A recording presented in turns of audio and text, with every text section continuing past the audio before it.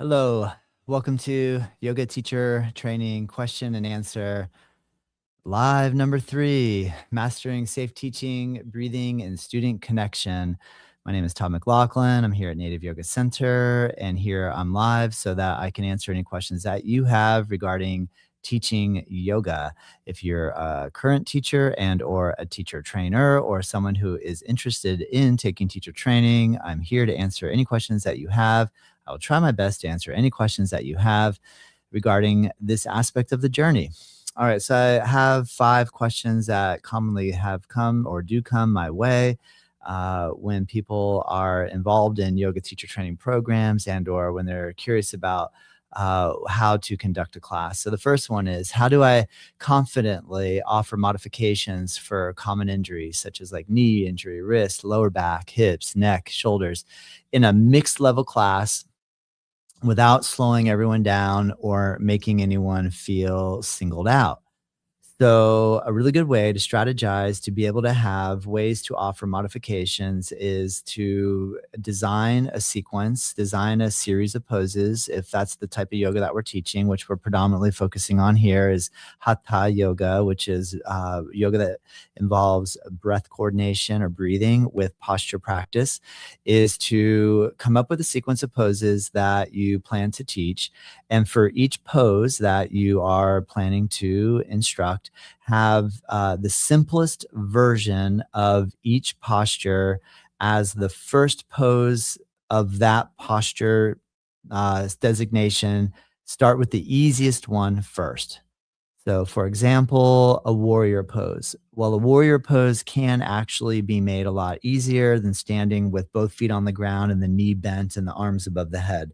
It can be done with one knee on the ground, 1 foot forward. This is warrior one anyway, and have your arms above the head. So, if you are in a mixed level class in a setting where you're not sure what level of ability the students are going to be when they show up, then have an idea of how, if my plan is to teach warrior one, extended side angle, and let's see, child's pose. And just pick 3 postures. So then what I'll do is start with the easiest version of the warrior one. And then if you can do this, but you would like to try this version of the pose, you can try this.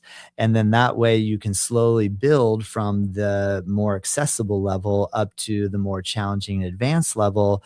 And that way you'll be covering all of your bases, making sure everybody is, in a place where they can feel like they're participating and still teach to that mixed level where you might have someone who's really been practicing for a long time and is looking to be challenged a little bit more. So this is a good way to be able to manage that and keep that going. And also try to observe early, like really observe and pay attention early on what's going and quietly demonstrate and walk by. So this is a good point because what we might end up wanting to do is, if you know the name of the person that's practicing, to yell out from the front of the room or call out from the front of the room to I'm going to pick the name Jim, do this or do that.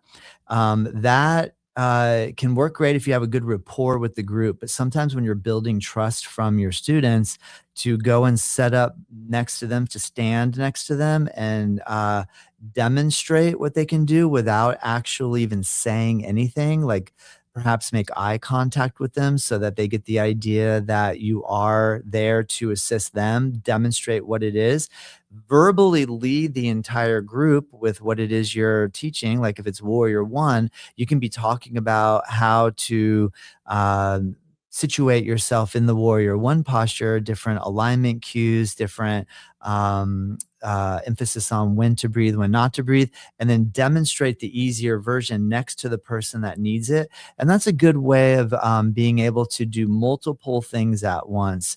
And most definitely, you're going to find yourself in a situation where you're going to need to do something like this because not everybody's going to be doing the same thing at the same time. So I think that this is a good way to manage that challenge. Question number 2 is, what's the most effective way to cue breath with movement so students stay present, regulated, and safe, especially beginners or those with anxiety? So the first thing to think about is have the breath lead the movement as opposed to the other way around. So if you establish breath rhythm, so even if you were to start the class where you are not having people practice yoga asana beyond like a comfortable sitting position, or maybe in samasthiti where you stand with your feet together, and really get the breath rhythm going first. Just try to get this idea that breathe through the nose. In this particular instance, depends on what breathing exercise you're using, but a really common way to go is mouth is closed, breathing through the nose. And if it's a vinyasa practice, establishing how to breathe ujjayi style, which is where you breathe through the nose, through the throat, creating a little wind tunnel sound. And this concept that the breath is kind of like a metronome, where we're going to breathe in for about 5 seconds and we're going to swing back, exhale for the same amount of time. So we're trying to create this, like just like in music when there's a cadence or there's a flow to the music, that's because the timing and the rhythm is set to a nice even beat. So we can try to do the same thing with our breathing in for 5 seconds through the nose, breathing out for 5 seconds through the nose. Now once you establish this sort of breath rhythm, if you know what it is you're going to try to teach with the movement, okay, so now we're going to inhale and raise our arms above your head and touch your palms together, and exhale, fold forward and bring the hands down. Now the key is that if you're going to be instructing movement with breath, you only have a certain amount of time to deliver cues. So if there's a very complex arrangement of movement that you are attempting to have people to do, you're only going to be able to say so much to get from point A to point B. So the key is to create very clear and concise languaging that stays in present tense and potentially command form. Command form meaning, I think this is interesting. Command form meaning, listen to the difference between this command. Lift your arms above your head, as opposed to now lifting your arms above your head. Lift your arms above your head is a direct command. It is saying, in the present tense moment, do this. Lifting arms above your head is kind of like the sound of like we are all doing this together at the same time, but it's not very direct. So if you have very direct, clear, and concise languaging to instruct, all done with compassion, command doesn't have to mean lift your arms above your head and be really aggressive about it. It can be done gently and softly. Hey, lift your arms above your head. You can say it in so many different ways. So the vocal tone and the ability to say things short and sweet within a short amount of time is going to be absolutely key. The third question I'd like to present: how do I create? Remember, you can ask any questions here if you're joining in live. And if you're watching recorded, type in your question in the comment section, and I'll happily address them via either in the comment section or on my next live tutorial, which I do here every Thursday at 11:30. And I also have a free course for anyone who's interested. Click in the link in the description. It's called 8 and 8, Learn 8 Limb Yoga in 8 days. All right, number 3, how do I create a trauma-informed, consent-based environment when offering hands-on assists or adjustments? So the main idea when offering hands-on assists is that you have permission to engage hand or contact with an individual. So make eye contact with that person and ask, is it okay if I use a hands-on assist? If they give you an indication that the answer is yes, I like to let people know I'm going to just do very gentle work, but please let me know if something is too much. I need for you to tell me. And that is really important. So once you establish the answer is yes, and this person is open to it, very light hands-on assists are absolutely key when you're getting to learn somebody's body. So it is really important that you don't come in hot and heavy and start pushing and pulling on people when you have no idea what orthopedic conditions they are coming to the table. Even when you know what orthopedic conditions people are bringing to the yoga mat, we still have to be so careful when manipulating or using any sort of hands-on assists with people. So having consent is absolutely number one. In a trauma-informed environment, we typically don't want to come up from behind with somebody. We want to approach from the front. We don't need to come in really fast. We want to come in slow. We want to make eye contact to make sure that they are registering what it is that we're bringing up. And there's so much to all this, and it's really important. Even also, sometimes people will say yes that they consent, but in their heart or in their gut, they are saying no.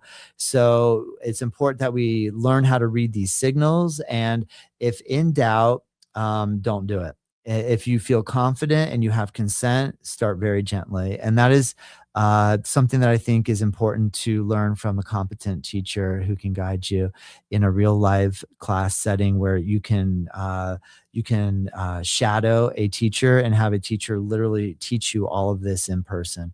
Number four, how should I respond when students ask medical, injury specific, or deeply personal questions that feel outside of my scope of practice? So it's good to have like a script that's warm and friendly that you can say regularly. Like, it's really important that you consult with a medical professional, and I can do whatever I can to help you find someone that can help answer that question for you. Remember, we never make any sort of diagnosis. And even when we think that we might know the answer, we're never making any sort of diagnosis. We always are keeping the door open to potential impossibility. Always refer to a professional, have a index of professionals in your catalog to refer people to. If it's a mental health challenge, have a mental health professional that you can give a referral to. If it's a orthopedic challenge, maybe there's an orthopedic clinic nearby that you establish a relationship with that you can refer to. This is all the more that as yoga teachers, that we create relationships within the professional community, it brings credential and credibility to your school and to your teaching ability when you are demonstrating that you do not know everything.